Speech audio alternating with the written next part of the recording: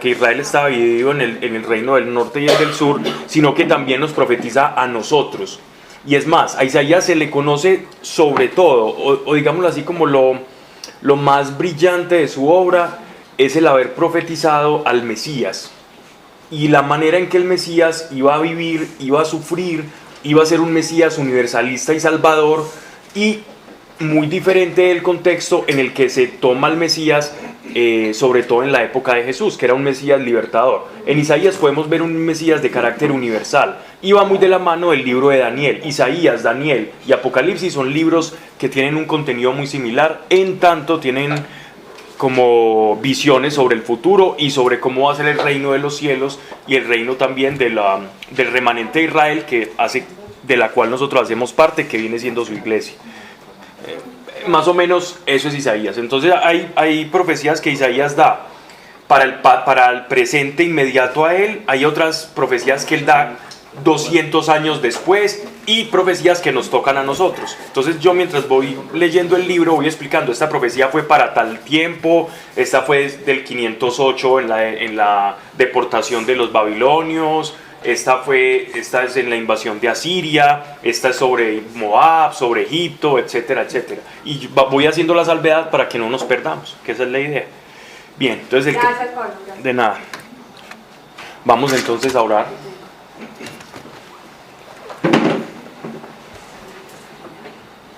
Padre nuestro, gracias. Gracias porque nos has reunido, Señor, y esta siempre es nuestra oración. Nos has reunido de diversos lugares, pero con un solo propósito. Y es que aquí todos te queremos conocer mejor. Y no te queremos conocer simplemente para tener un conocimiento vano, o para decir que estoy aprendiendo o me estoy entreteniendo, bien sea con la historia o con un conocimiento más, sino que conociéndote, Señor, conociendo tu palabra y tu revelación, vamos a ponerla por obras y vamos a descubrir que todo aquello que tú nos dices, que tú nos revelas en tu palabra, sirve para vivir mejor, Señor, y sirve para ponerlo por práctica. Que esta escritura, que esto que escudriñamos acá no sea un conocimiento, sino que sea palabra de vida, y que sea práctica, Señor, y que podamos poner por obras todo aquello que baja nuestra mente, que no se quede allí, sino que pueda servir para otros, a nuestros hermanos, para el servicio de los demás, porque ese es el todo, Señor, del que estemos acá reunidos. Padre, yo te pido en el nombre de Cristo Jesús que no se diga aquí cosa alguna que no esté de acuerdo a tu revelación o a tu palabra, mas si es así o va a ser así, Señor, calla primeramente a quien está hablando, pero si es para edificación de todos y que podamos poner por obras tu revelación, entonces que continuemos, Señor, y que podamos ponerlo en obras en el nombre de Cristo Jesús. Amén. En fin. Vamos. Muchas gracias. Ese ya está funcionando. Sí. Ok.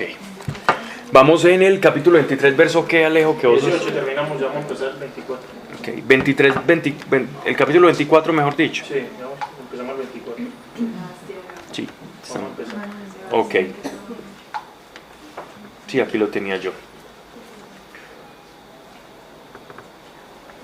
¿Quién recuerda la charla pasada? ¿Qué fue lo último que tratamos? ¿O sobre qué fue lo último que hablamos? ¿O cuál fue la última profecía de Isaías? ¿O sobre qué? Que hablamos mucho rato sobre ese tema. Era algo de perdón. Sí. Ah, no. Pero no era de la profecía, solo un paréntesis que Él les decía, lo que Dios decía, que no, en vez de estar del mundo, en vez de estar de Ajá. Era sobre los fenicios. También era sobre los fenicios, y hablamos sobre los fenicios y sobre el arrepentimiento que lo suscitó ese tema. Que ponían la seguridad, que no había plan B ni plan Ajá. la seguridad de ellos. la falsa seguridad. Falsa seguridad. Exactamente. Muy bien,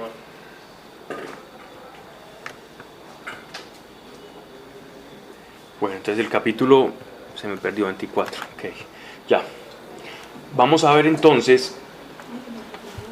Aquí ya cambia otra vez. Ya nos pasamos de la época en que, digámoslo así, el Fenicia empezó a caer ya por parte de los asirios, del imperio asirio, cuando ellos invadieron todas esas rutas comerciales, los asolaron y Fenicia perdió como de todo ese poder comercial que tenía, nos retrotraemos otra vez a un pasaje que no tiene nada que ver con Fenicia ni tiene nada que ver con ese tiempo. Nos va a hablar Isaías, otra serie de profecías, como que hagamos borrón y cuenta nueva. Dice: he aquí que Dios devasta la tierra, la asola y trastorna su faz, dispersando a sus habitantes. Y será el pueblo como del sacerdote, del siervo como de su amo, de la criada como de su señora, del que compra como del que vende, del que presta como del que toma prestado, del acreedor como el deudor. La tierra será totalmente devastada y entregada al pillaje, porque Dios ha pronunciado esta palabra. Aquí hay dos elementos muy puntuales en estos versículos. El primero es que nos están hablando de dispersión, ¿cierto? He aquí que Dios dispersará, asolará, trastornará y dispersará a sus habitantes. Entonces, es como si todos los acontecimientos, no solamente geográficos, cosmológicos y políticos, están supervisados por la soberanía de Dios. Eso es lo que está profetizando Isaías. Y en virtud de esto, Dios permite que su pueblo, o que dentro de su pueblo elegido, va a haber una dispersión. Va a ser asolado Israel por completo, sur y norte, y van a quedar unos pocos verdaderos israelitas que se van a dispersar. Eso en primer lugar. Y la otra dice, en esta dispersión, o cuando una nación es sitiada o es gobernada por otra, entonces se va a dar este fenómeno del que ya hemos hablado a lo largo del libro de Isaías, y es que las castas o clases sociales pues van a desaparecer porque no tiene sentido. Cuando llega un imperio y entra a gobernar otro, ya, si usted era un tipo que ostentaba cierta dignidad política, pública o de la realeza, pues eso ya no le va a servir absolutamente de nada. Y usted va a quedar, primeramente, el que tiene va a quedar en la misma condición del siervo, el que presta del que debe, y todos van a ser iguales, van a ser unas personas despatriadas y desposeídas. Un episodio muy oscuro de la humanidad para remontarnos, que tiene que ver con esto, recuerden ustedes, en la época del nacionalsocialismo de Hitler, en la persecución contra el pueblo de Israel, contra los judíos, más que el pueblo de Israel, bueno sí, tiene toda la relación contra todo aquel judío.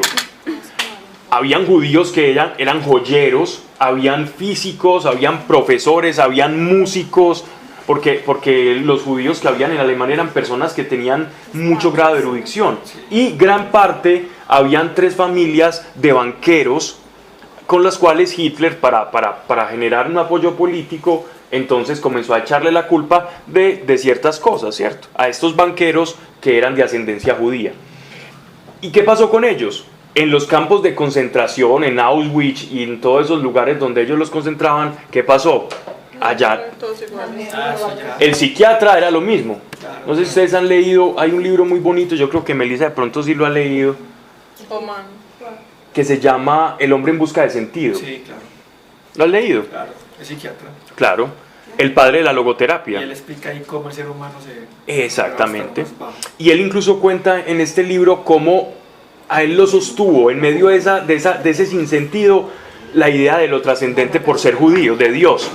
Y que habían judíos allá de nombre que no creían en ese Dios trascendente, en ese Dios de Israel, y los derrumbaba. Y incluso era capaz de darle de su pan.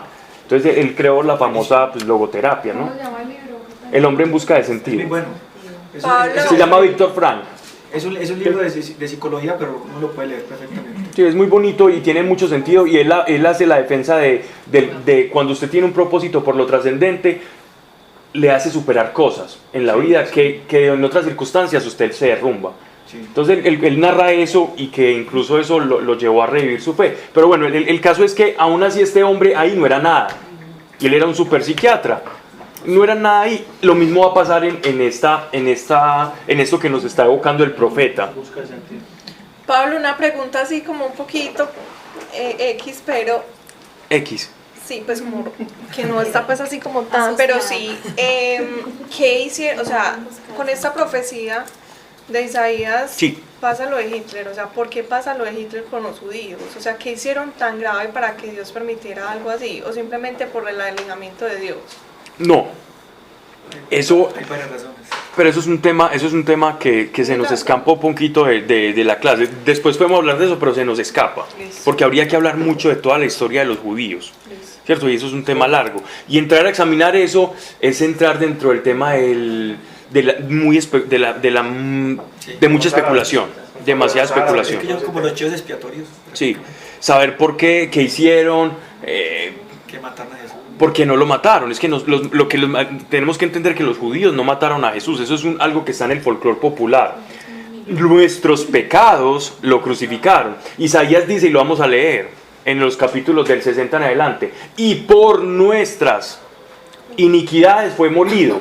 Él no dice, cuando dice nuestras iniquidades de toda de todo el género humano. Los judíos simplemente fueron el catalizador de lo que es el pecado, la herramienta, pero el brazo de hierro. Pero nosotros no los podemos culpar. Fue el pecado. Debe ser el plan de Dios. Exactamente, fue el pecado. Entonces, hay un ala muy antisemita precisamente que los juzga a ellos de haber matado. Y dice, es que los judíos, ¿por qué lo mataron? No, lo matamos nosotros. Tus pecados, nosotros. Tenía que pasar. Eso ya tema para hablar como en otra ocasión. Pero es muy bueno. Sí, está esto, le digo. Es muy sabroso. Buena literatura eso. Y será el pueblo como el sacerdote, el siervo como de su amo, de la criada como de su señora, del que compra como el que vende, del que presta como el que toma prestado, del acreedor como el deudor. La tierra será totalmente devastada y entregada al pillaje, porque Dios ha pronunciado esta palabra. Estamos hablando de la época de la total dispersión. Él como profeta iba teniendo revelaciones constantes y entonces él las iba escribiendo, pero las revelaciones eran chispazos de muchas cosas y acontecimientos futuros, inmediatos, del día de mañana, de lo que está pasando en la corte, con uno de los reyes, de la idolatría también de los reyes del norte. Entonces es un constante destello de profecías. Entonces a veces puede parecer caótico este estudio de Isaías, pero uno va tomando cada una y la va estudiando en su cronología independiente.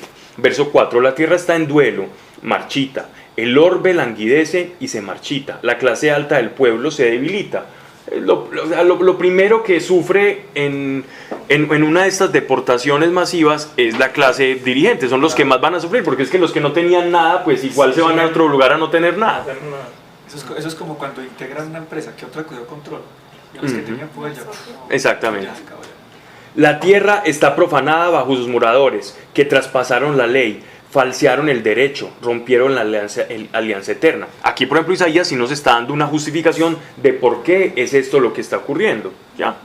El desvío de las personas de Dios, de la ley de Dios, es lo que ha hecho eso. El desviarse de tener a Dios como su único y último recurso. Ellos empezaron a sentirse muy cómodos en sí mismos, empezaron a olvidarse de Dios, claro, porque ya tenían dinero, ya tenían propiedades, entonces ya no tenían que orar para pedirle algo a Dios y se volvieron dependientes de sí mismos. Cuando Dios desde el Sinaí les había sacado para hacer de ellos un pueblo del cual ellos fueran dependientes de Dios. Y nosotros somos igual, nosotros no hemos perdido esa condición de dependencia. El día que tú como creyente sientes que estás muy independiente de Dios, de que ya no lo necesitas tanto como quizás antes cuando estabas pasando por un momento de mayor necesidad, cuando empieces a sentir eso, ten cuidado. Tienes que tener mucho cuidado de eso, porque eso es muy peligroso, porque eso está flojo. Eso en lo que nosotros empezamos a depositar nuestra confianza es muy flojo. Pasa cualquier cosa, cambia el IVA, el precio del dólar, y si yo estoy con una super empresa que exporta flores y el precio del dólar está alto, entonces yo me estoy enriqueciendo y estoy feliz y comienza a cambiar mi cosa. Cae en picada el precio del dólar y te vas a la quiebra. Ahí yo creo que el mejor mensaje es cuando uno empieza a sentir temor, porque cuando uno cree en cosas diferentes a Dios, como pone pues como a la pareja como Dios, o pone el dinero como Dios, eso empieza a generar temor, porque es que en el momento en que vos decís, uy, si lo pierdo, me va a enloquecer. En cambio, cuando vos tenés a Dios, eso no genera ningún temor. Dios es nuestro pilar, ¿ya? Pablo, pero por ejemplo, esta dispersión era en Israel. general solo de Israel. De Israel y de todos los moradores de las tierras conquistadas, ¿cierto? Aquí hablan de una dispersión generalizada. Eso es lo que está pasando acá, una dispersión generalizada. Pero es que ¿en quién se encarna como esta dispersión? En el pueblo de Israel. Una fue los asirios, a Israel del norte se los llevaron. Y después a Judá se los llevaron los babilonios. Entonces de Israel, de ese territorio de Israel no quedó nada. Israel, del territorio quedó ocupado, sitiado. Y el pueblo de Israel quedó dispersado por varias naciones. Esa dispersión es lo que se están hablando. Y en esas naciones el que tenía ya no va a tener nada. Se va a perder como todo ese confort que habían ganado, todo eso se va a perder. Y ellos tenían que volver y recuperar esa confianza en Dios. De hecho, todo el tiempo que transcurrió, esos 70 años que vivió el pueblo de Israel, esa generación que transcurrió en Babilonia, en cautiverio, en el exilio, fue una oportunidad en la que Dios nuevamente volvió a cimentar sus corazones para que creyeran en Él. Y ahí es cuando nace el profeta Daniel. Y recuerdan esos 3 hombres, esos manceos que llegaron de Jerusalén, que eran 3 jóvenes que seguían igual la misma escuela de Daniel, Abednego, que son 3, que eran 3, esos son los nombres babilonios de estos judíos. Y estos 3 jóvenes muestran le muestran al pueblo la dependencia de Dios. Incluso cuando iban a ser quemados en la hoguera, ellos no se pudieron quemar.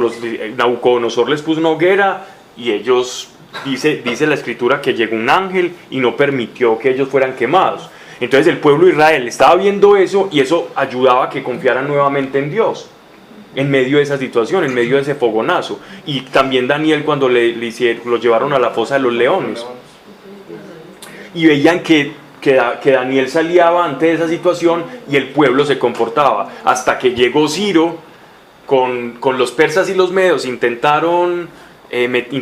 metieron a Babilonia y liberaron al pueblo de Israel, e incluso le dan el dinero, le dan para que fueran a reconstruir su templo y volvieran de la deportación. Pero ya el pueblo había aprendido y otra vez estaba confiando en Dios. Se demoraron 200 años, 300 años en volver a perder la confianza en Dios.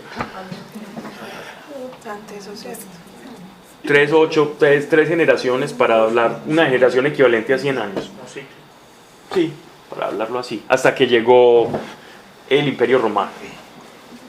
Incluso en la época de los macabeos ellos se liberaron de los griegos porque estaban unidos. Pero sigamos. Entonces,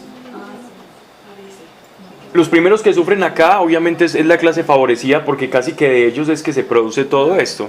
Porque generalmente, ¿quiénes son las personas no más espirituales, pero las que tienen mayor tendencia hacia lo religioso? Quienes están en situación de desfavorecimiento. Sí, ¿Quién dijo eso? También, pero también las mujeres buscan más a Dios. Y estamos en inferioridad numérica. Sí, claro. Si algo tenían las clases de Biblia era que la mayoría eran hombres, pero hasta en eso Hoy no. hasta en eso nos cacheteamos. bendito sea el Señor. Te inclinaste muy fácil, Pablo. No, ¿cómo así? Bien. Entonces, ese es el mismo sentimiento del corazón, pero no necesariamente el desfavorecido es más espiritual. Por eso usé la palabra religioso. La palabra espiritual no tiene nada que ver con religioso. Yo puedo ser espiritual y no parecerlo en lo absoluto. Y puedo ser religioso, parecer muy espiritual y no serlo en absoluto. Y uno puede ser espiritual y no creer en Dios. No, en lo absoluto. No. Se creen espirituales, pero no lo son. No, exactamente. Uno no puede haber alguien espiritual que no cree en Dios. Porque vos estuviste en el retiro que dimos. Sí, espiritualidad y alma. Exactamente. Recordar las palabras del Evangelio de Juan, cuando el Señor dice: lo que nace del Espíritu, Espíritu es, y lo que nace de la carne, carne es. Entonces nada que nace de la carne puede ser llamado espiritual. Y nada que nace del ser humano como una especie de doctrina o de tendencia moral o de ética que puede presumir de cosas morales y buenas, no necesariamente por ser morales, buenas, correctas y justas, son espirituales. Lo espiritual es todo lo que proviene de arriba hacia abajo. Lo otro es una cosa buena que el ser humano crea. Altruismo. Es Pablo, pero altruismo, yo es tenía una filantropía. pregunta con eso también que a veces me genera una duda. Sari iba a decir algo.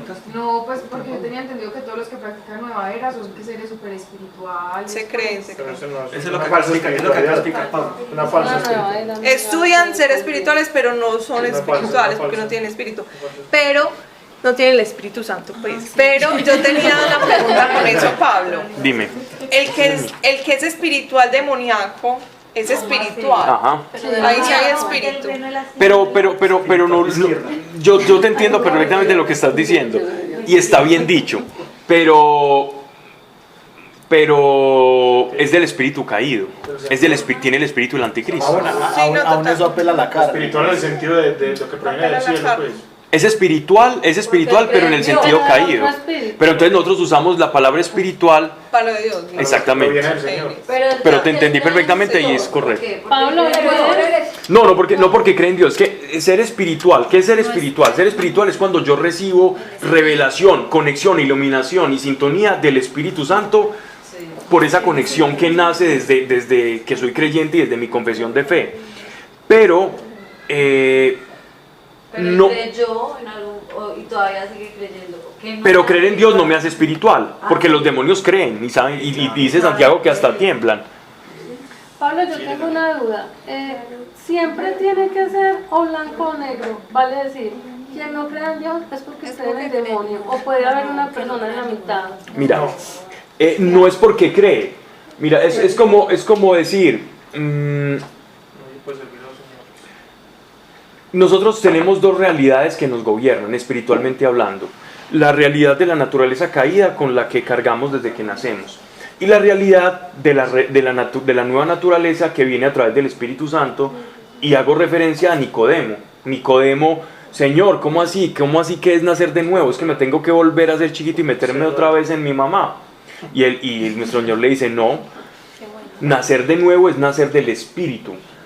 Entonces, todos, si no nacemos del Espíritu, ya nacemos con la antigua naturaleza, la naturaleza de pecado. Pero cuando nacemos del Espíritu Santo, por creer en Cristo, nacemos de nuevo, es ese nuevo nacimiento lo que nos da la nueva naturaleza. Entonces, en ese orden de ideas, solo puedo tener dos naturalezas. Entonces, yo no puedo tener una medio naturaleza, yo no puedo ser un No híbrido. puede haber alguien que diga, yo no creo ni en Dios ni en el diablo, yo creo en mí. Sí, claro. Sí puede, o Sí, sea, claro. que sea la mitad. Pero independientemente de lo que tú creas o no, no cambia tu estado. Es que, a ver, hay dos estados, Patri, hay dos estados. El estado caído y el estado renovado. Hay dos estados, el estado caído y el estado... Yo puedo pensar que soy Superman, yo puedo pensar que soy Superó, el Capitán América, lo que quiera. Yo puedo pensar que soy una cosa Sí, sí. y hablo con ángeles, o que soy un extraterrestre transmigrado. Yo puedo pensar lo que sea. Pero el pensar en eso no va a cambiar el estado de mi naturaleza. Mas cuando yo creo en Cristo, el estado de mi naturaleza sí cambia. Entonces, el hecho de que yo piense que soy esto, no va a hacer que mi naturaleza caída cambie. Eso es lo que dice Jesús.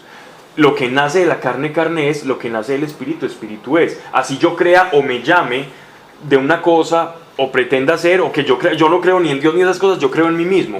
Al creer en mí mismo, no va a cambiar mi estado de mi antigua naturaleza.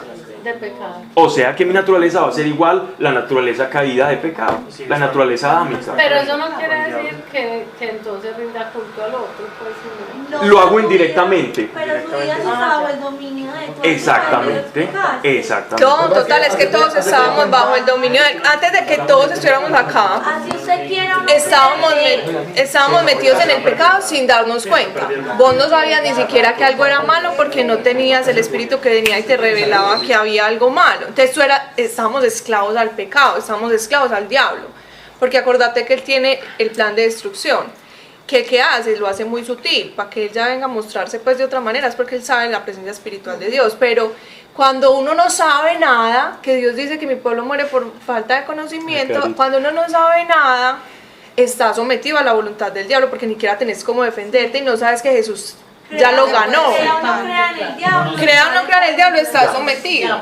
Perfectamente. Hay dos naturalezas, yo solo me puedo escapar de esa naturaleza por la redención de Cristo, no hay otra forma. Y lo mejor, y es fácil. ¿Qué pasó? Así lo que le dije, por favor. No, aquí me están contando un chiste que tú. No le dije cómo Indisciplina. entendí. No saben. O sea, no entendí todavía. Ay, la No entendiste, pero no saben. Ah, bueno. Necesita año especial. A ver, voy a decirlo de otra manera. El infierno está lleno de buenas gentes. Sí, qué mala noticia, Pablo. Sí, porque pueden ser Y de creyentes, Yo no me salgo por buena gente. Sí, que porque es no- más dura. Porque es que no aceptan a Dios. ¿No? O lo buscan de una manera muy light, que ahí no hay nada. ¿Qué hay peor en el ser humano que el creerse su propio Dios? ¿Cuál es la idolatría más grande que yo creerme mi propio Dios? Pura soberbia. Y eso es. Eso suena muy duro porque eso suena excluyente, pero es que es así. El evangelio es excluyente. Incluye al que quiera, pero excluye al que no quiera por su propia... Las aguas tibias las momentan.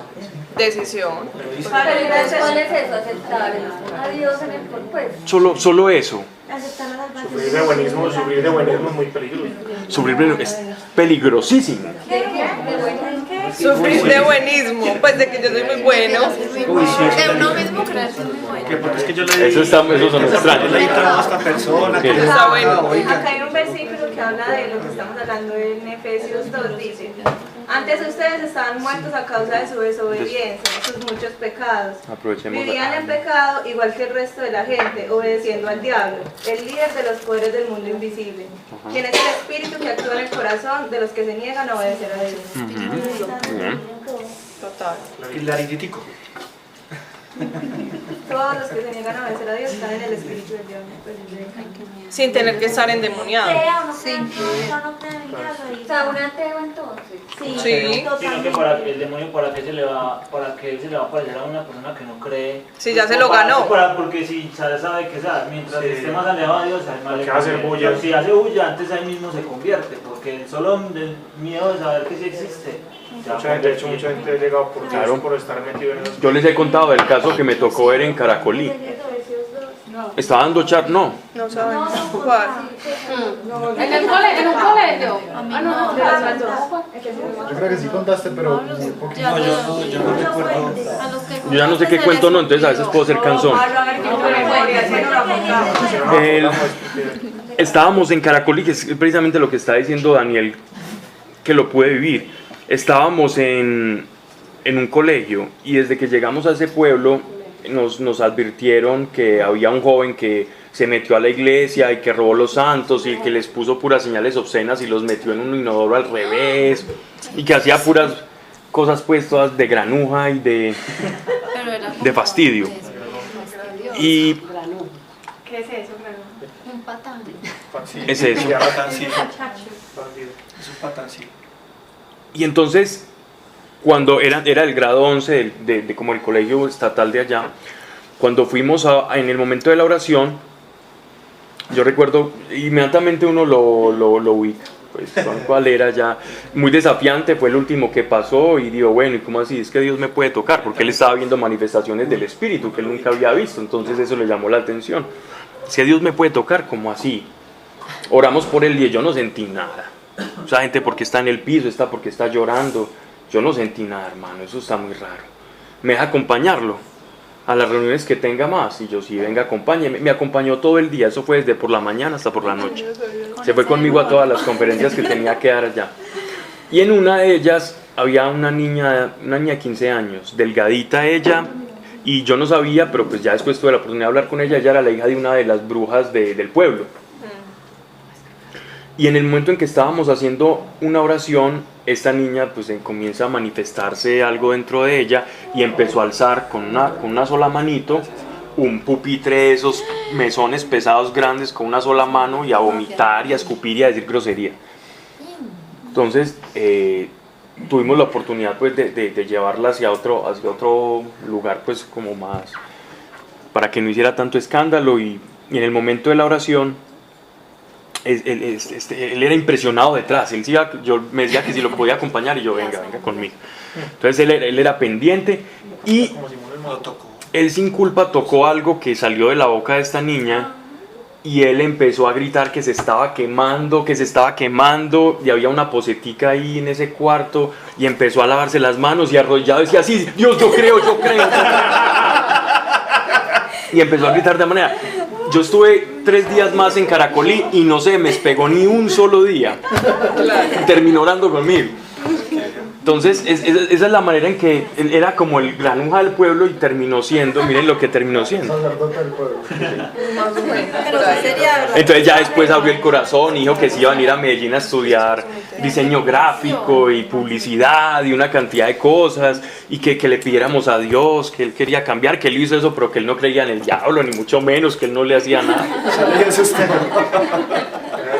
Y después tuve la oportunidad de hablar casi 2 meses seguidos con él y ya no sé cuál será su paradero, pero sé que una manifestación del demonio así tan evidente, incluso personas que nada tienen que ver con eso, les hace reconvenir, como un poquito como haciendo apología de tu comentario. Bien. Así es. Dice que la tierra está profanada bajo sus moradores, que traspasaron la ley, falsearon el derecho, rompieron la alianza eterna. Por eso la maldición devorará la tierra y son culpables sus moradores. Por eso arderán los moradores de la tierra y quedarán pocos hombres. La consecuencia de todo esto es lo mismo que el pecado, la desobediencia. Pero Pablo, más que el pecado no es también es olvido de Dios, porque es como que todos somos, pues por ejemplo, a una hora pues nosotros pecamos, Sí. pero estamos con Dios. Ajá. Pues Sí. es como cada uno de nosotros, listo, o sea, pues vamos a seguimos siendo pecadores, porque aquí nadie es perfecto. Pero acepto a Dios. Yo eso más que el pecado, pues o sea, el pecado, pero como que en esta época o ellos era de completo olvido de Dios.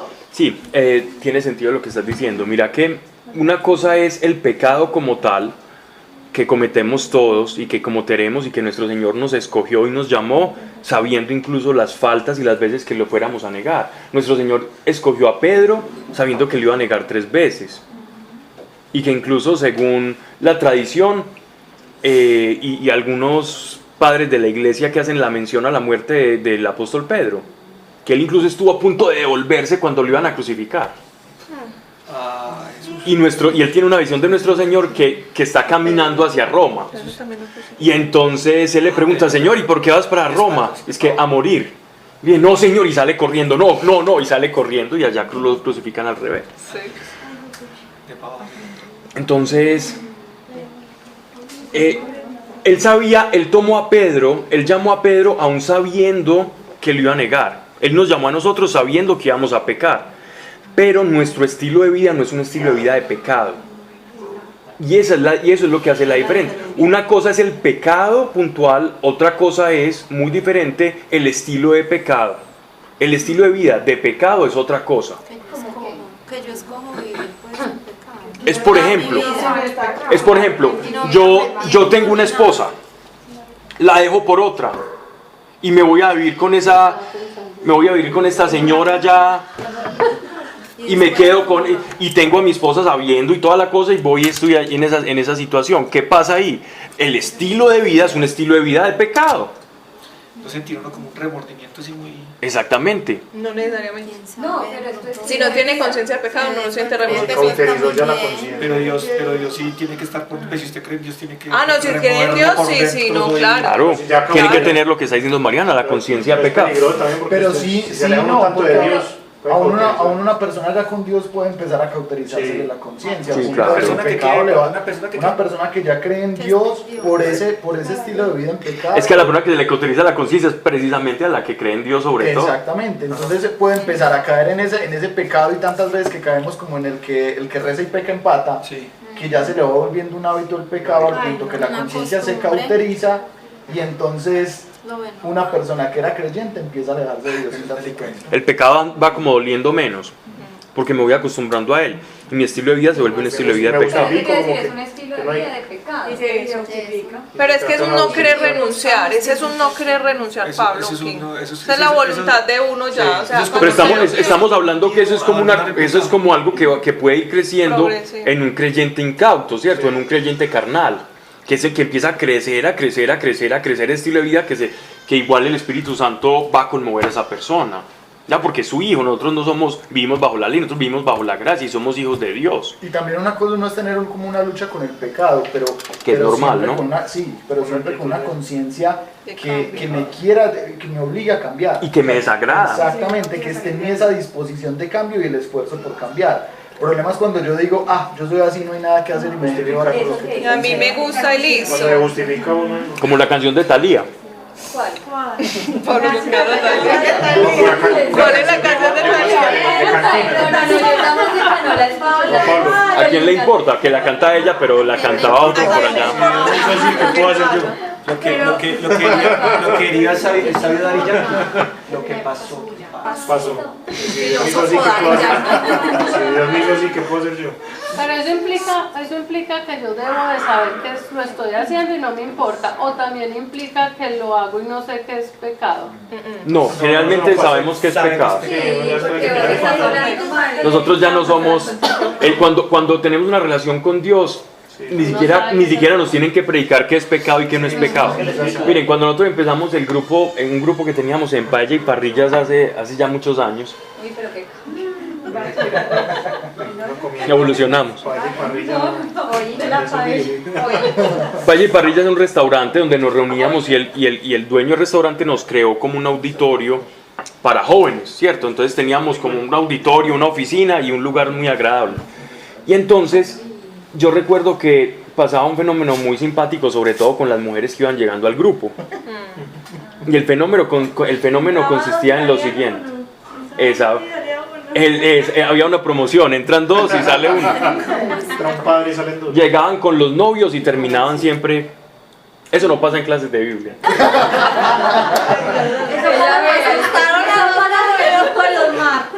Y entonces, ¿por qué se da ese fenómeno? Porque Dios empezaba a tocar el corazón de uno y a poner en alguno de las personas cosas, empezaba a pasar y decía, no, esto no, hagamos esto, no, ya la relación llevémosla de esta forma, y empezaba a suscitar eso en los corazones y terminaban como esas relaciones y después encontrando una persona afín a ese sentir que iba poniendo Dios.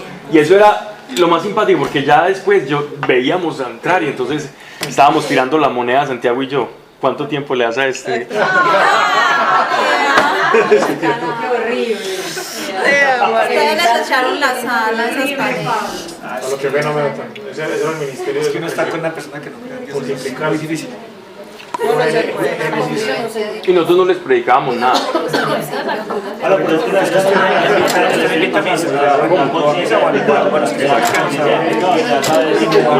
No necesitas predicar porque el Espíritu Santo hace eso como una acción inmediata.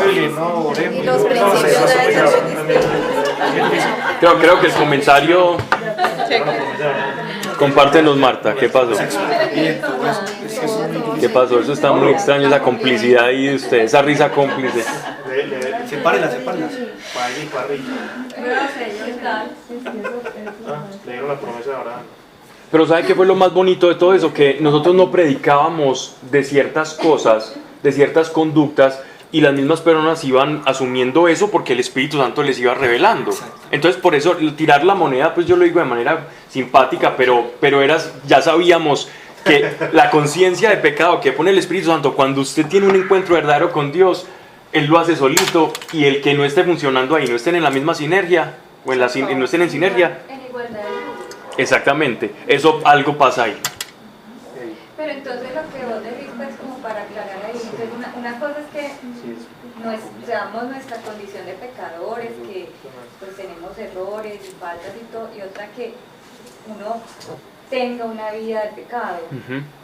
Se puede, ¿Qué pasa? puede hacer las dos cosas. ¿Qué puede? Que es lo que explicaba Pablo y Sebas, que usted crea en Dios, pero se le cauterizó y siga en su vida de pecado. Pero es porque ahí no tengo una relación de verdad profunda Exacto, del corazón. exacto. O sea, es lo mismo, o sea, no es una fe. O la abandoné. Pues como, sí. Le gusta más Pero los si padres de del pecado. verdad es muy carnal. tengo esa relación con Dios, aún pecando, pues aún en mi condición de pecador o de humano, llevo una vida de conexión con Dios, a diferencia Exacto. de llevar una vida de conexión con el pecado. Como David, ese es mi. Ese es nuestro consuelo. Total. Es nuestro consuelo, que si el rey David fue un hombre conforme al corazón de Dios y a pesar de eso él se equivocaba y erraba constantemente, pues bueno, pero porque se arrepentía, ¿no? Y nunca se desconectó, el rey David nunca se desconectó, a pesar de sus pilatunas y sus deslices, él siempre... De hecho, mira que cuando el profeta Natán llega a decirle lo que había hecho errado con Betsabé, él inmediatamente cae en cuenta de eso y inmediatamente se arrepiente, y la función de él es como de una u otra forma tratar de enmendar ese error, o ya sabe que no lo puede volver a cometer, no dice la embarré pero Dios me perdonó y vuelvo y lo hago.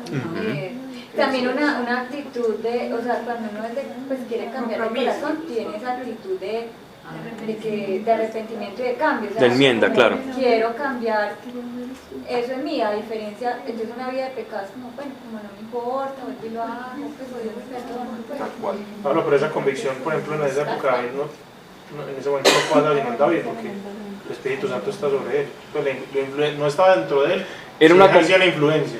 Sí, era una convicción, sí pasaban las demás personas, sí, pero era una convicción no iluminada por el Espíritu Santo, que nosotros sí tenemos esa gracia. A ellos les tocaba la conciencia de la que habla el apóstol Pablo en Romanos capítulo 1 versículo 6, que es la conciencia natural del hombre. A ellos les tocaba acudir a esa conciencia ya turbia, la de nosotros no. Pero en ellos sí les tocaba. Esa era la que tenía el rey David. Tenían que llegar hasta tocar fondos. Claro, así es.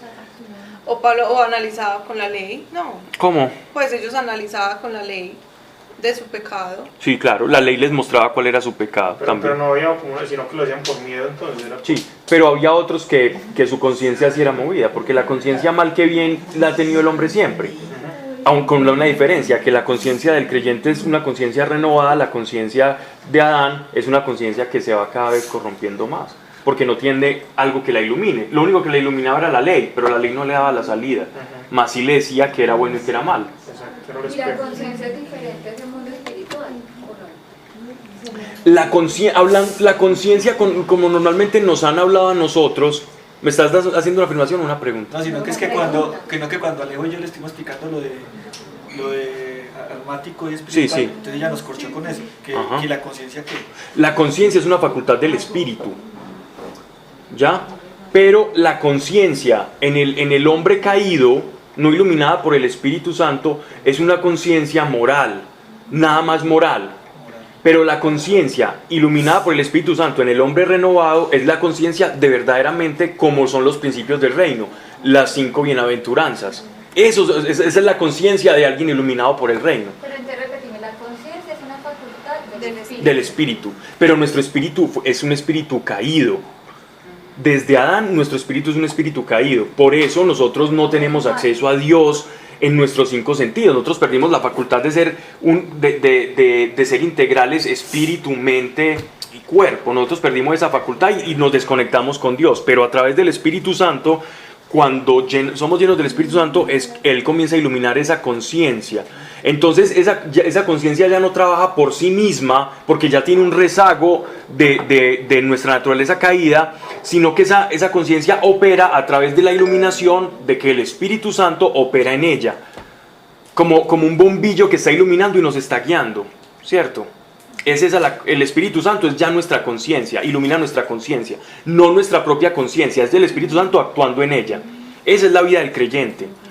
Eso es lo que llaman conciencia de juicio, justicia y pecado, porque Él ilumina, Él es el que nos dice a nosotros, por acá sí, Él es la brújula, por acá no, esto me desagrada. Yo hago consciente, es que estoy aceptando esa, exactamente, esa iluminación del Espíritu estás aceptando Santo. esa vía, Es exacto, como el Espíritu, pues lo que total. tú dices ahora es el Espíritu Santo en Sí. esa relación y esa conciencia lo que está que hace parte de mí. Es mi conciencia más iluminada humana, por él, eso pero es. más humana, pero que está iluminada. Exactamente, totalmente eso es. Mira. Ellos fueron ahí, Es como que uno, Apenas estábamos- es como Yo les hacía preguntas y me miraban. Marta, es como si uno se pusiera, es como si Dios fuera, es como si uno se metiera en el guantecito de Dios, como si uno se metiera en el guantecito de Dios y Él nos va moviendo. No, pues, o sea, No, pero ellos lo explicaron bien. Mira, yo no fui. Ellos lo explicaron bien. Una cosa la conciencia con Dios y otra cosa. Exactamente, y otra vez va la conciencia humana, Pues moral. era muy enredada. No, y esa Mira parte no la una sabía. cosa, Martín. Mira, cuando yo Esa parte no la estaba, dije, antes no, de yo empezar a caminar con el Señor, yo me acuerdo que yo bebía mucho. Entonces yo llegaba a momentos donde veía tanta bebedera que yo decía, tengo que parar. Entonces yo paraba 4 meses. Pero 4 meses exactos, de fecha a fecha, y no me tomaba ni una gota de cerveza. Y eso me hacía como que sentir, bueno, me limpié. Y después de los 4 meses arranqué a beber otra vez. Es posible. Pero estabas cuando- caminando con Dios. No, cuando empecé con el Señor, me acuerdo que para mí era normal. De hecho, nosotros íbamos a una iglesia que cada los viernes ahí por el Tesoro. Subíamos y yo bajaba, le decía a mi papá y a mi mamá, déjenme en el Yeras, que ahí estaban todos los amigos míos. Entonces yo me bajaba a beber y ya después llegaba a la casa pues cuando llegaba. Si es que llegaba. Pero sí, ahí ya estaba con Dios. Y llegó el momento donde Dios me mostró, no porque yo leyera algo, que beber hasta ese punto, pues que beber estaba mal. Entonces yo inmediatamente como que traté de hacer repulsa a eso, pues porque era lo que yo hacía todos los días con los amigos míos. Pero Dios no me dejaba quieto. O sea, como que mi conciencia no dejaba que yo me concentrara en otra cosa distinta a eso que me hacía entender que beber que esa vida que estaba llevando estaba mal. Y fue así hasta que yo dije, tengo que parar. Y en el momento en el que yo obré, o me dispuse a obedecer lo que Dios me estaba poniendo, Dios inmediatamente me empezó a ayudar a dejar el alcohol. Pero no porque lo leí, por nada de eso, sino simplemente porque el Espíritu Santo me puso eso en el corazón y hubo un cambio. Exacto. O sea, te hiciste consciente. Pero entonces, es lo que dice Pablo, es como una iluminación, porque es que no es que yo me haya hecho consciente. No nace de porque mí. es que no es que yo me haya puesto a leer y aquí, y entonces yo vi, beber está mal, entonces tengo que dejar de beber. No, o sea, simplemente yo ya salía y bebía y yo decía, madre, esto no está bien. ¿Por qué? De hecho, alguien me puede preguntar en el momento, ¿por qué no está bien? Yo decía, no sé, pero no está bien. Es verdad. No es una conciencia moral, Y sino una pasó, conciencia y pasó guiada. el tiempo hasta que ya en definitiva dije yo, bueno Señor, ayúdame. Y ahí Dios me empezó a ayudar a empezar a dejar el alcohol. Los amigos míos, pues para ellos fue la patada, pero yo empecé a sentir que todo estaba, o sea, cuando empecé a dejar de hacer eso, empecé a sentir que todo estaba bien. De hecho, la carne misma me hacía repulsa, porque yo un viernes en la casa a las 3 de la tarde, olvídese, ya la casa ya me desesperaba, pero yo sentía que no debía hacerlo. Entonces cuando me dispuse a hacer eso, a las 2 semanas ya yo estaba cómodo y tranquilo en la casa. Qué bueno. Entonces, a diferencia de antes, porque es que antes yo me daba como un contentillo, antes como que la conciencia me decía, estás bebiendo mucho, está mal, pero 4 meses y ya estoy bien, como que podía seguir bebiendo. Sí, es que a mí me llama mucho eso la atención y lo pregunto mucho, es porque en psicología se utiliza mucho ese término. ¿Cuál? Pues de la conciencia, de hacer De hacer conciencia. Que aquí no es un proceso lógico. Sí, pero quería Un entender. raciocinio, es un más del Espíritu Santo que te lo Es que yo pienso que la conciencia humana depende mucho de la lógica y de la vida que cada uno haya llevado, las experiencias. Entonces cuando a vos alguien de una forma humana te quiere llevar a hacer conciencia de algo, te va a decir analizar.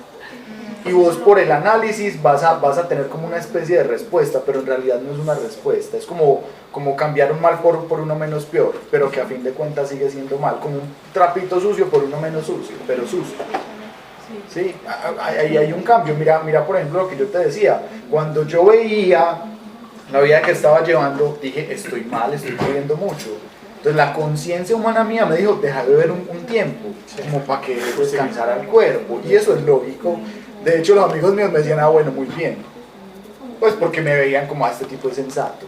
Pero pasados los 4 meses, bueno, mijo, venga, pues que es que ya se enseñó, chico. Insensato. Sí, lo perdimos. Lo perdimos. Entonces, la conciencia humana es muy ligada al entendimiento humano y eso es basura. Es moral, es ética. y el espíritu opera no a través de la razón, sino a través de la intuición. Pero intuición entendido no como lo que hablábamos en el retiro. Intuición no es pensar mal y acertarás. Intuición es la revelación que viene de Dios, que no pasa a través de un juicio lógico, como lo que está diciendo Sebastián. Yo no sé por qué yo no estoy tomando, no sé ni explicar por qué decirle a otro que no debe tomar. No embriagarse, no tomar, embriagarse. Usted puede tomar vino, cerveza, no pasa nada. No embriagarse, porque la embriaguez es mala. Él no tenía el juicio lógico para decir por qué, pero lo estaba viviendo.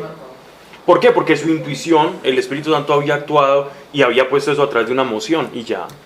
Y así opera la gracia. Y ya después Dios, si quiere, le da razones y si no, no. Sí. Y no las necesitamos tampoco.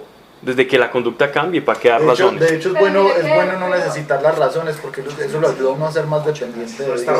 Cuando uno tiene las respuestas, como que, bueno, ya entendí, entonces... Pero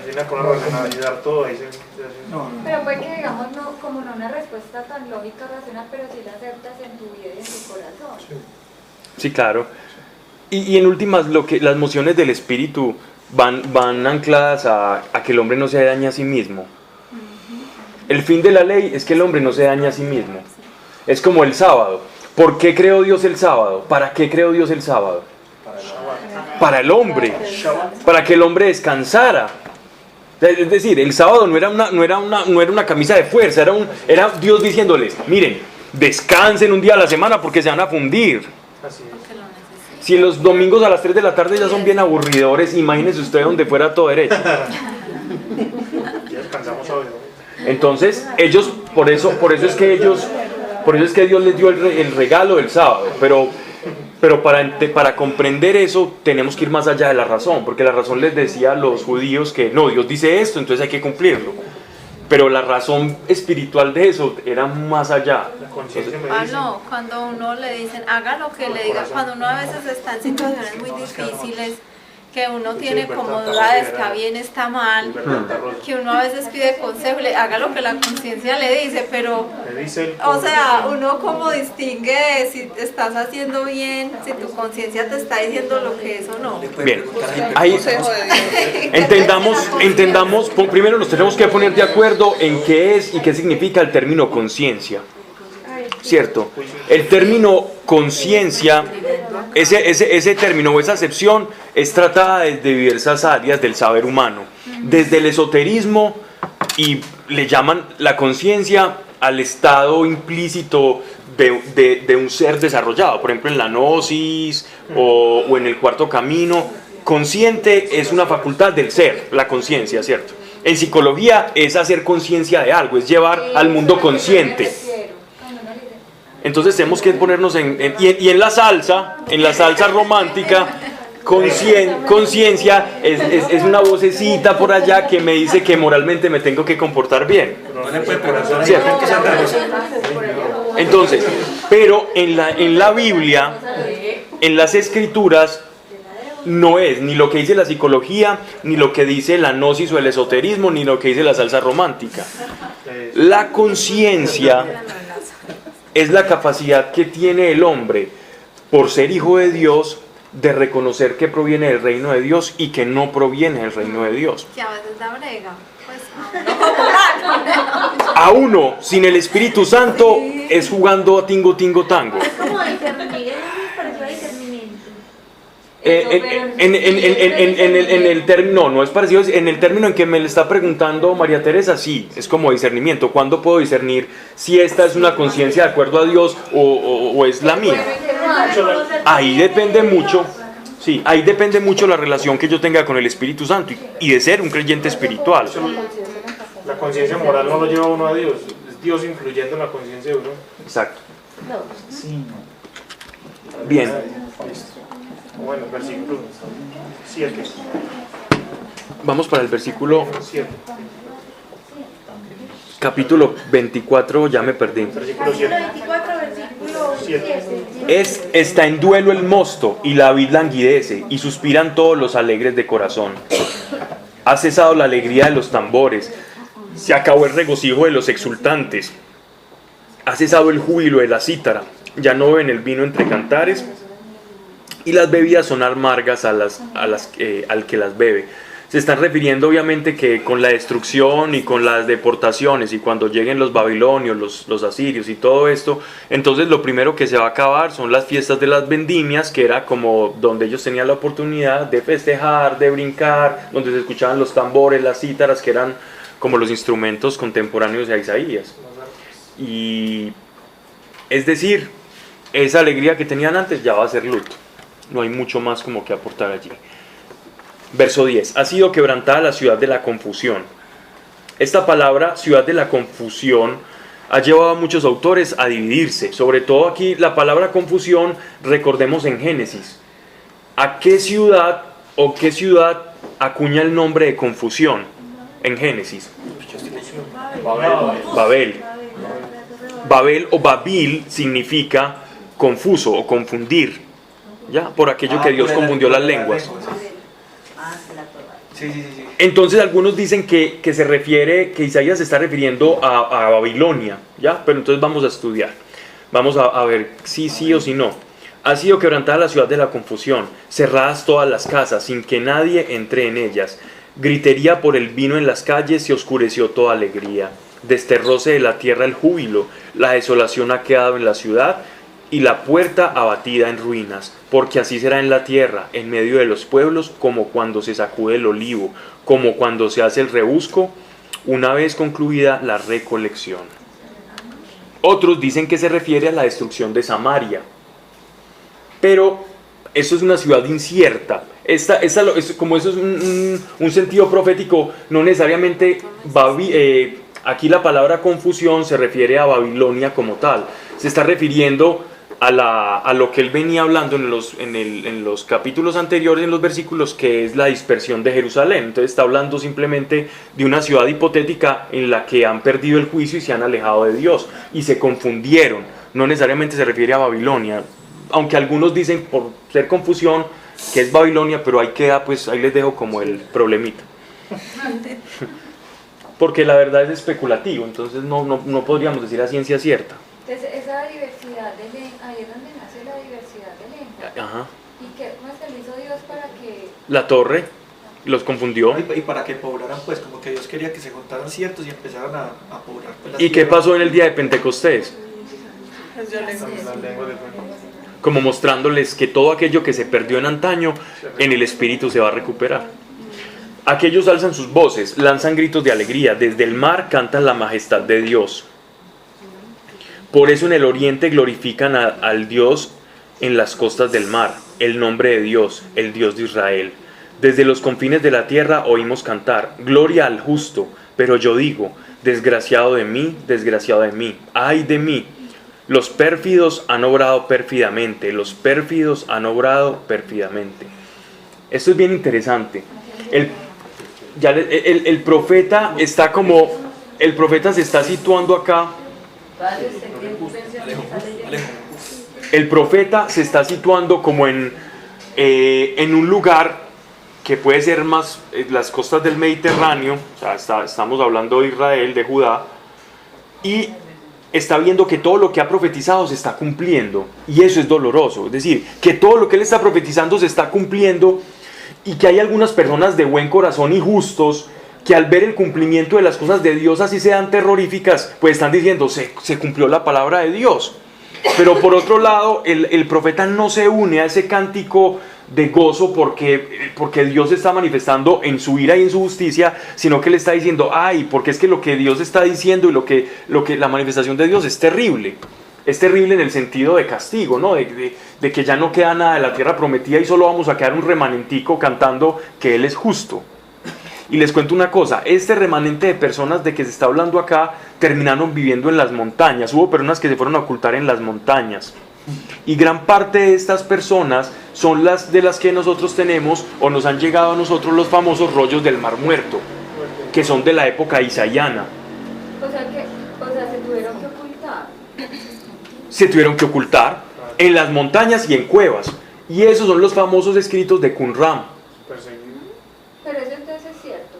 Sí, claro. Y ellos incluso en Qumran se encontró todo el libro de Isaías, eso lo dijimos en la primera clase. Se encontraron el libro de Isaías intacto, tal cual, como ya lo conocíamos.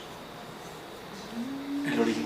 finales del 1800 y principios del 1900 y se encuentra perfectamente, y se van encontrando después en cadena consecutiva los rollos, y encuentran, ay, de Isaías, los trozos de Isaías, y el que teníamos ya en las Biblias, para los que pensaban que no, que la Biblia la habían tocado mucho, abrieron los rollos de Qumran exactamente iguales. ¿En papel o en cuero? En cuero. Y también algunos, normalmente los de Qumran lo hacían en cuero. Y en acero. Y en papiro. Pero los del papiro, las cosas del papiro, sí hay cosas más borrosas y hay unas más ininteligibles. Porque no es lo mismo en cuero y obviamente cuando son estelas, cuando son inscripciones cuneiformes o en piedra, ya sí queda pues para la posteridad. Pero los israelitas usaron eso fue al principio. Ya el israelita tardío, el escritor tardío lo hacía en cuero y en papiro.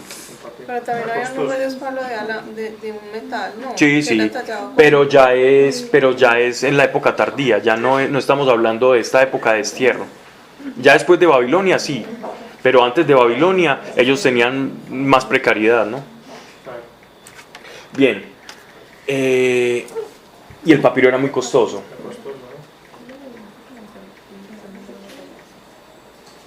Entonces miren qué paradoja. Por un lado el profeta, unos se alegran de eso, pero el profeta está sufriendo por el cumplimiento de su profecía, que no es muy agradable, ¿ya?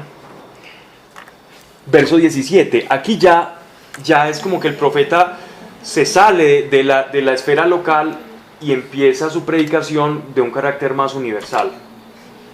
Verso 17. Terror, olla, red sobre ti. Olla, esto es una olla, una paila. Red sobre ti, habitante de la tierra. Está diciendo habitante de la tierra. O sea, esto es universal, esto es un juicio universal.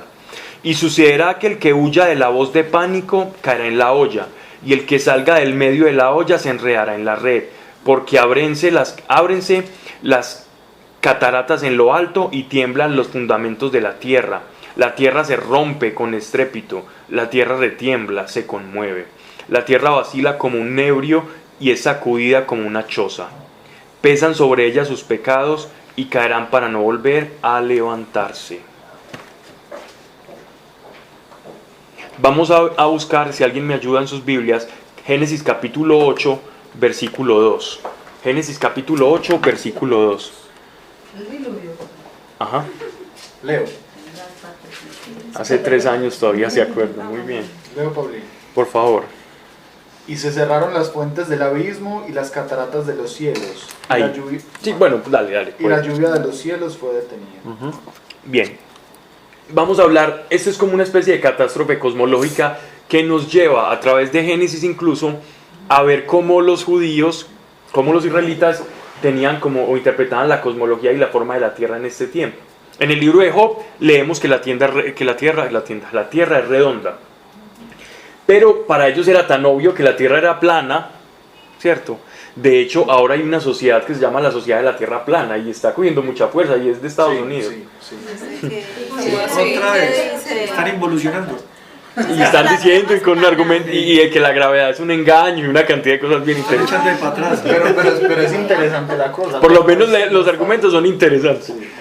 Pero como así de la tierra, sí, pero por eso les digo, entonces como es tan obvio, para los israelitas la tierra era obviamente plana, aunque en su libro sagrado de Job dice y habla de que la tierra es redonda. Eso es bien curioso. O sea que a veces leían pero no entendían. Entonces, miren esto. Para los judíos existía la tierra era como el cielo era algo casi que material. Para ellos el cielo era como si fuera una cosa dura, una capa dura, donde ellos veían y había como una especie de capa de cristal, ¿cierto? Era como un cubo. Y la tierra estaba sostenida por 4 pilares, 4 columnas, ¿cierto? Como un cuadrado, cada esquina una columna. Como una mesa. Y debajo estaba el mar y los abismos, como si fuera un cuadrado, una cosa plana, el cielo duro allá, Dios por encima de la bóveda del cielo, de esa capa dura, y por debajo un abismo insondable, ¿ya? Los antiguos babilonios le llamaban a ese abismo, ellos tenían incluso una criatura que habitaba en los abismos que llamaba el Tiamat. y era como un ser que salía y sacaba unos hijos y estos hijos se comieron a otros y de ahí surgieron una cantidad de entidades y de demonios, la demonología sumeria y babilonia. Y los israelitas al estar tanto tiempo en Babilonia también se les hacía eco un poquito de todo esto. Y entonces ellos entendían que, digámoslo así, que esto cuando dicen acá que va a ser como una olla, es como que esta cosa se va a empezar a conmover y las cosas van a empezar a caer al abismo y el mar se va a desbordar y Dios va a abrir las esclusas del cielo, esas compuertas que estamos leyendo en Génesis, y cuando Dios abría eso, el cielo que era rígido caía agua, y cuando Dios lo cerraba, pues entonces había sol. Eso era lo que ellos interpretaban, como si el cielo fuera unas compuertas. Entonces esto es como para entender esto. Con eso que acabo de decir voy a volver a leer esto. Terror, olla, red sobre ti, habitante de la tierra, y sucederá que el que huya de la voz de pánico caerá en la olla. O sea, usted por más que corra, si se abre allá abajo el abismo, se cae.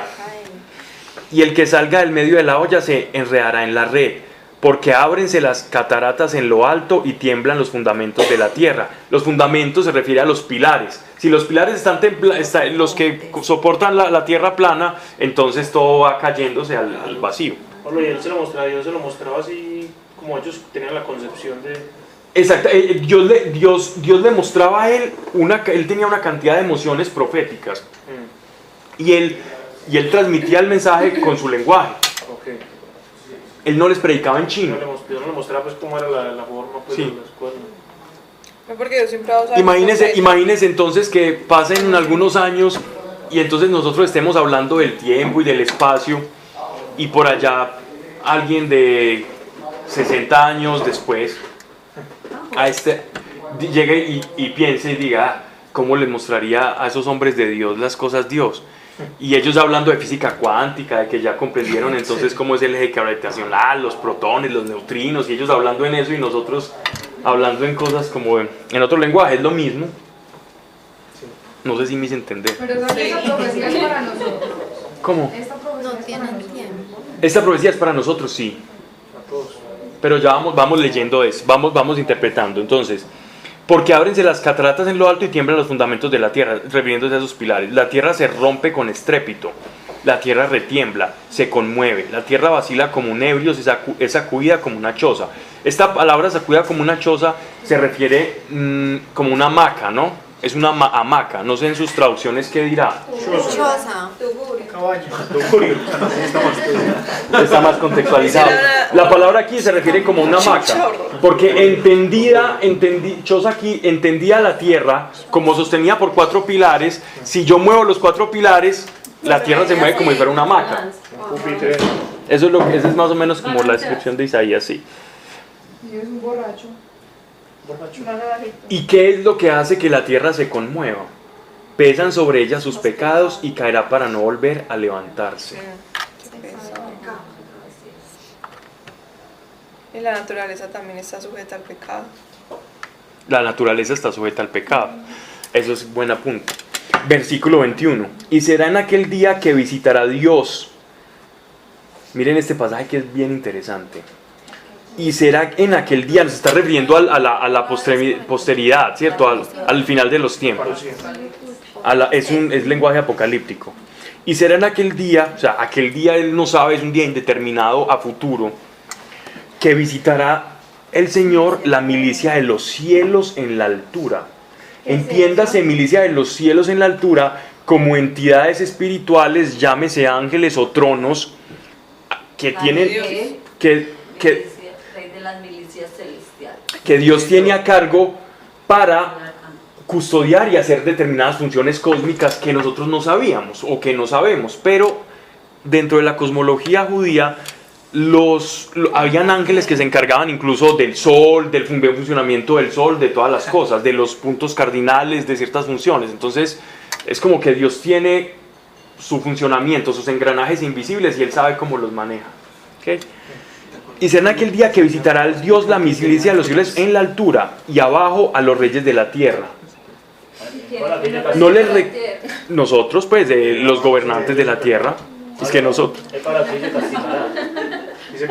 Sí, visitar es castigar en el contexto apocalíptico. En Apocalipsis, cuando ustedes vean visitará, Es castigo también. Pues no se dice visitará la maldad de los hombres. Ajá. Pero se supone que acá no hay reyes. Yo visito hasta la tercera y cuarta generación. Porque él no sabía, por eso te digo, es que Dios no le habló. Mira, y caerán reyes, primeros ministros. Él le habló en el lenguaje de él. Como quizás a un hombre de 70, 80 años posterior a nosotros le hablan en términos de física cuántica y cosas que sean fáciles de Lo hacer. que yo digo no es por el que no entendiera, sino porque pues como así que se son castigará cosas los inventadas por poderes el hombre, celestiales. pues son jerarquías del hombre. Y Pues no entre comillas reyes o esa reyes de la tierra, entiéndase como gobernantes. pero eso era gobernantes por el hombre. Claro. Eso es lo que quiere. Independientemente de si fueron puestos por el hombre o no, él los va a castigar porque ellos son los que más tienen que ver en la situación, porque se les dio mayor responsabilidad. ¿Qué más le dan? No le exigen. Después hablan de...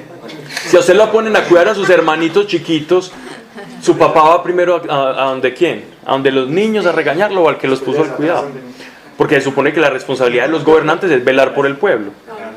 Y será en aquel día, y lo ha sido antaño y lo es ahora, pues es el ideal, es el deber ser. Y será en aquel día que visitará Dios la milicia de los cielos en la altura y abajo los reyes de la tierra, y serán encerrados, presos en la mazmorra. Esa mazmorra puede ser entendido como el tártaro, como el Sheol, como el abismo. No sé en sus traducciones qué digo. Calabozo. O prisiones, calabozos, mazmorra, es lo mismo. Aquí dicen un calabozo y los tendrá encarcelados. Encarcelados en la prisión y después de muchos días serán visitados. Castigados, dice acá. Lo mismo, visitar, castigar. Bien, vamos a 2 de Pedro capítulo 2 versículo 4, que esto es bien interesante. Y el apóstol Pablo también habla de esto en 1 de Corintios, pero vamos 2 de Pedro capítulo 2 verso 4. ¿Segunda de Pedro qué? Capítulo 2 verso 4, por favor alguien que me lo lea. Porque Dios no perdonó a los ángeles cuando pecaron, sino que los arrojó al infierno y los entregó a fosos de tinieblas reservados para juicio. Reservados para juicio. ¿Ok? ¿Hay alguien que decir algo al respecto? El juicio lo venidero, ¿no? Y ahí se refiere lo venidero. Sí. Dice, y después de muchos días serán visitados. Se están refiriendo a que hay entidades espirituales que cayeron, que no cumplieron su función y pecaron. Ya cayeron uno.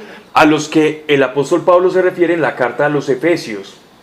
Nuestra lucha no es contra carne y sangre, sino contra seres que están en el aire, contra seres espirituales. Exactamente. Aquí se hacen un poco eco del libro de Enoc, del libro apócrifo de Enoc, ¿ya? Donde hablan de los famosos vigilantes o ángeles caídos, ¿yo? Que su función era velar por las funciones cósmicas y las cosas, y se involucraron con el ser humano y pervirtieron el plan de Dios. ¿Y ellos pertenecen al diablo o son otra cosa diferente? Son malos. Ve, sin pertenecer a él, terminan siendo de él. Lo mismo que hablábamos de la naturaleza. O sea, sirven así como a sus... Exactamente. Y si son nuestros enemigos, es decir, si la lucha no es contra carne y sangre, sino contra ese tipo de potestades. Pero aquí están hablando de que están encarcelados, ¿cierto? Y la luna, incluso hay un antiguo mito del judaísmo, y es que Dios expulsó a esos ángeles caídos, y el mar muerto es producto, ese mar alcalino donde la gente por ese grado de alcalinidad flota, es producto de que él los arrojó allá, ¡puf! Y que eso, no, pero les digo que hace parte del folclore judaico, pero es bien interesante. Y la luna se sonrojará y avergonzará el sol, porque el Dios de los ejércitos reinará en el monte de Sión y en Jerusalén, y resplandecerá su gloria ante sus ancianos. Estos ancianos, recuerden el Apocalipsis capítulo 4 y versículo 4. ¿Quién lo quiere leer? Apocalipsis 4:4. Creo que a Camila le tocó ver Apocalipsis con nosotros. Me va enloqueciendo. Y alrededor Yo de no él lo vi. había otros 24 tronos, donde estaban sentados 24 ancianos con túnicas blancas y coronas de oro en la cabeza. Ok. Vamos a Éxodo capítulo 24, versículo 9. ¿Quién lo quiere leer? Éxodo 24, verso 9. Sari está pensativa. Moisés y Aarón, eso. Ajá. Moisés y Aarón, Nadab y Abiú y los 70 ancianos de Israel subieron y vieron al Dios de Israel. Bajo sus pies había una especie de pavimento de zafiro, tan claro como el cielo mismo. Y a pesar de que estos jefes de los israelitas vieron a Dios, siguieron con vida, pues Dios no alzó su mano contra ellos. Uh-huh. Miren que todo tiene relación. Esta corte de ancianos es cuando ellos pasan el Sinaí y Dios les va a dar los 10 mandamientos y entonces ellos comienzan a profetizar junto con Moisés. No solamente Moisés escuchaba a Dios, esta corte de ancianos también escuchaba a Dios. Lo que era para ellos el momento, digámoslo así, más grande de demostración de ser un pueblo elegido, que Dios hable a través de sus gobernantes y que todos lo estén viendo cara a cara, donde no haya temor alguno y Dios no les quite la vida por ver su presencia. Entonces era como la apoteosis más grande para ellos. Entonces, así las cosas, ellos veían, o la condición en la que ellos veían el trono de Dios en la época mesiánica o en el final de los tiempos, es que esos 24 ancianos es como si Dios vuelve a tener un pueblo donde lo vamos a ver cara a cara. Ese pueblo va a ser la iglesia, que lo vamos a ver. Y esos ancianos representan como a todas las personas o a los dirigentes que lo van a escuchar y lo van a ver cara a cara, así como en el Sinaí. Eso hace referencia a esos 24 ancianos. Daniel los ve de otra forma, no importa la forma en la que Dios da la profecía, pero todo apunta a los tiempos mesiánicos donde va a haber una manifestación sobrenatural en la que todos vamos a escuchar a Dios y lo vamos a reconocer. Esa es la esperanza nuestra, ¿no? Los muertos en este momento no ven la cara de Dios, ¿cierto? Todavía no. No. ¿Cómo así? Pues no, Los que No, están pues que yo me muero ya y lo veo. Pues esa es la parodia, ¿no? No se sabe, No, se estamos sabe. elucubrando. A mí me enseñaron Sí. que no, No, era día de la no estoy aseverando nada, yo resurrección, estoy preguntando. que todos lo íbamos a ver. Eso es mentira. El tiempo, cuando nosotros muramos, vamos a entrar en una fase atemporal, ¿cierto? En esa temporalidad pueden pasar las cosas más locas que si nosotros nos ponemos a pensar en cómo es nuestro estado temporal. A cuando nosotros muramos, el que nos cuenta de allá nos va a enloquecer y nos va a parecer como una cosa extraordinaria, loca, pero ¿cómo así que vos ya estás allá cuando eso no ha pasado? Y sí, yo ya estoy viendo el juicio final y nosotros lo estamos esperando. Hay cosas muy interesantes Lo más en atemporal esos es como estados. el sueño, que uno como cuando está durmiendo ve cosas del pasado, ve cosas Sí, del sí. futuro. Me pongo a tirar en cabeza de lo que es. Me pongo a tratar de racionar, ¿no? Pero para quedar tranquilo, piense que cuando usted muere y va a despertar, le va a ver cara a cara. Porque creo que es así. Yo personalmente creo que va a ser así. Isaías capítulo 60, versículo 19. Ay, sí, Martis. Isaías. 60, 19. No, estoy diciendo es porque tiene relación con este pasaje. ¿Qué pasó? Que Sandra no va a ver a Dios, me imagino. Ya no se No, que se van a ver. Yo voy a buscar en el cielo a ver si lo encontramos, dice. No. Mira lo que dice.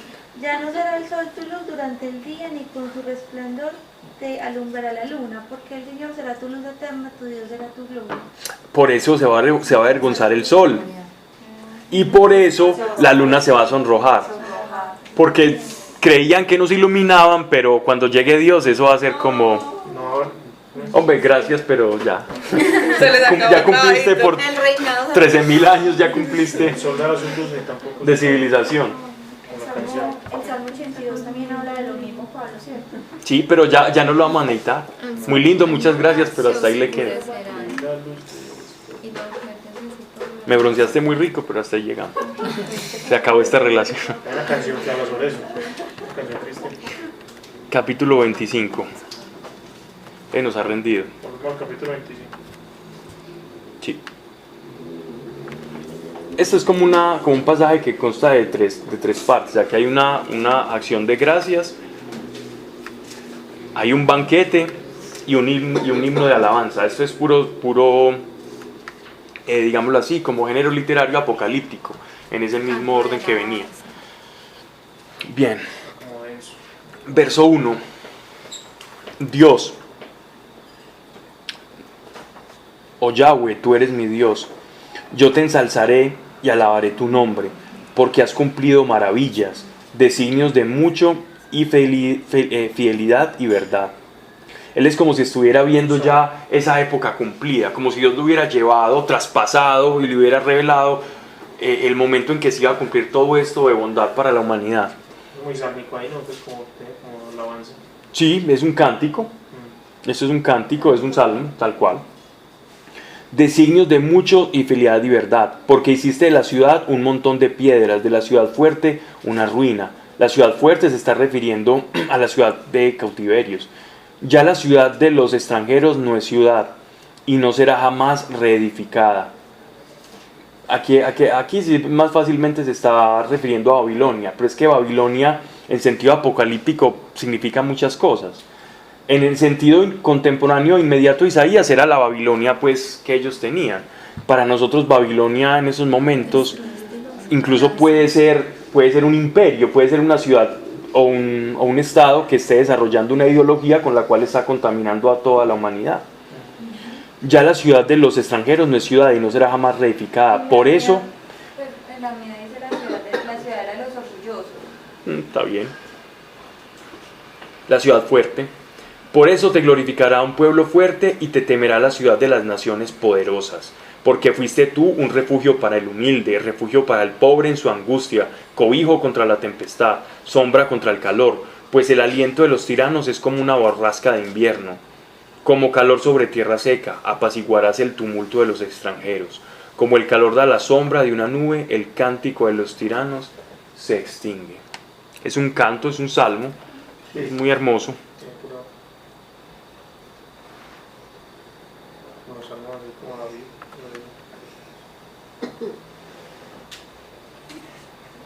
Vamos a leer Apocalipsis capítulo 17, versículo 15. ¿Por qué Apocalipsis? Porque como Isaías está escrito en un lenguaje apocalíptico, entonces vamos a ver más o menos cómo intentar descifrar a qué lugar o a qué se refiere cuando habla de esa ciudad fuerte y de todo esto. Apocalipsis 17, 15.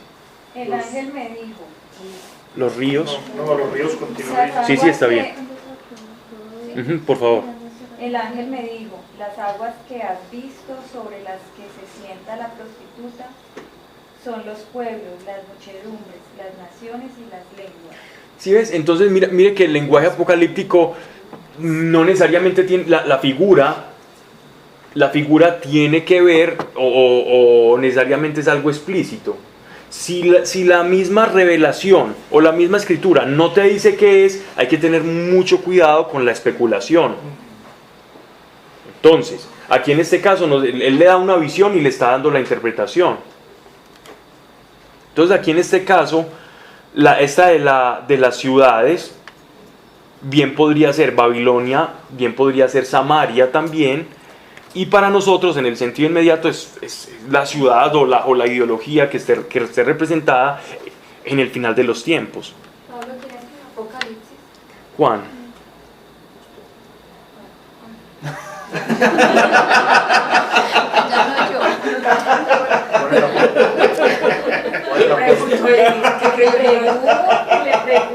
Apóstol Juan. Sandra, verso 6. No, yo creo que como Marta participa tanto, yo creo que está bien. Y preparará Dios de los ejércitos. A ver que nos perdimos. ¿En cuál? Miren que yo sé que ustedes van a asociar muy fácilmente este pasaje con un pasaje del Apocalipsis. Y preparará Yahvé de los ejércitos a todos los pueblos sobre este monte, un festín de suculentos manjares, un festín de vinos generosos, de manjares grasos y tiernos, de vinos generosos y clarificados. Y sobre este monte hará desaparecer el velo que oculta a todos los pueblos. Este velo no se refiere al velo del templo, este es el velo que ellos utilizaban para hacer luto. Ellos se ponían un velo por el tiempo que iban a hacer el luto del difunto, y después cuando terminaba el luto se cambiaban el velo y algunos hasta lo enterraban, pero ese se está refiriendo es como al velo del llanto, ya se les va a acabar esa tristeza. Yo lo estaba interpretando como ese velo que tenemos pues, No, como algo que nos impide ver.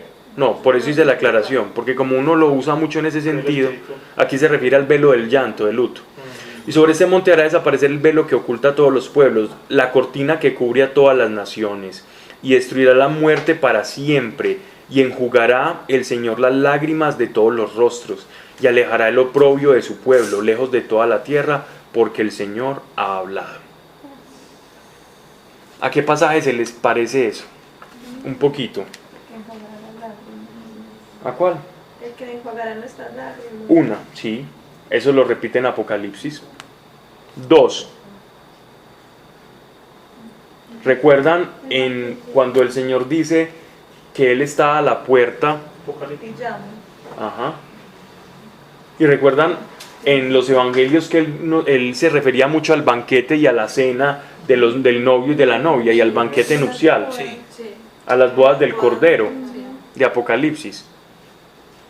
Ellos no podían presentar algo más de lo que conocían en su materialidad, y para ellos lo máximo era un super festín, un banquete comiendo de todas las cositas, que el postre de dátiles, que la cosita acá, que el vino bien hechecito, el que esté clarificado, lo más rico. Es ese banquete en el monte Sión, donde todos aquellos que se burlaban del Dios invisible, del Dios de los judíos, de los hebreos, de los cristianos, que divagaban en filosofías humanas, cuando vean el día glorioso de Dios presentándose en el monte, van a ser completamente avergonzados, viendo que efectivamente ese Dios invisible que parecía que era indolente y no le importaba el mundo, tenía todo bajo control y que era real. Entonces, en ese sentido, nosotros vamos a estar en un banquete y las personas que no crean o que siempre hayan estado alejadas de Dios o no les importe, van a estar sorprendidas y va a ser todo lo contrario. El oprobio se va a cambiar, es como que se van a intercambiar los papeles. Los que van a llorar son los que no puedan entrar al banquete. Pues ellos pueden ver, pero hay un abismo. Exactamente, que no les permite. Eso va a ser horrible. Pero pueden ver. Bueno, entonces vamos a tener paz. Y alejará el oprobio de su pueblo lejos de toda tierra, porque el Señor ha hablado. Permite eso.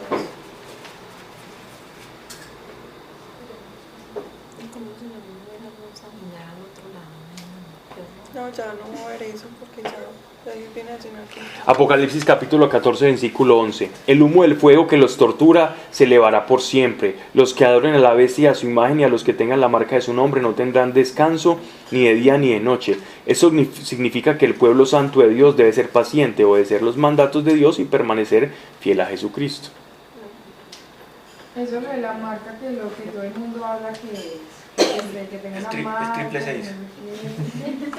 Han dicho que el código de barras, han dicho que un microchip, han dicho que es simplemente un acróstico que entendían los de la época, pero ya hablaremos de eso cuando volvamos a estudiar Apocalipsis. Curso número 2 Ay, no, ¿cómo así? Principio de Apocalipsis. Te voy a decir algo, cuando estudiamos Apocalipsis, el famoso 666, la numerología en la Biblia, pero numerología no entendido en sentido esotérico, sino la manera en que ellos utilizaban los números está muy vinculada a los días de la creación. Por lo tanto, el número 6 representa en la creación en Génesis cuando Dios creó al ser humano, cuando Dios creó al hombre.